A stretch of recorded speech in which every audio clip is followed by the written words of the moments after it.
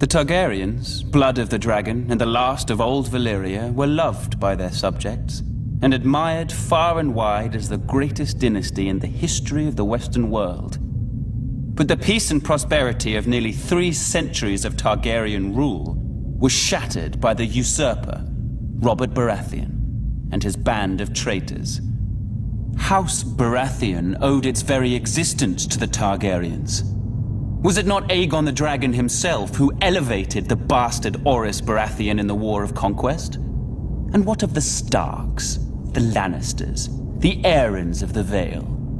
All had been spared and allowed to keep their lands when Aegon could easily have wiped them out. Centuries later, the usurper and his lackeys repaid Aegon's benevolence with treachery.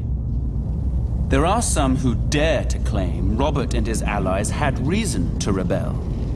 They say the Crown Prince stole the usurper's lady love.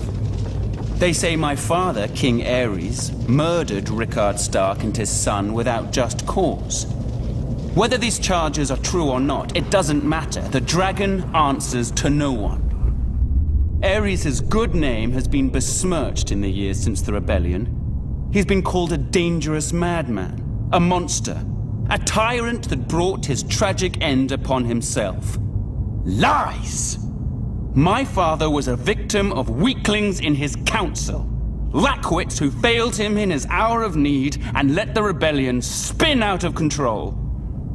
But it was not enough. The royal army was crushed at the Battle of the Trident.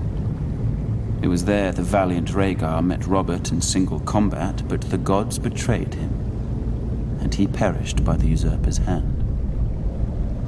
As the Field of Fire had marked the end of the Andal centuries before, the Battle of the Trident seemed to herald the end of the Dragon Kings.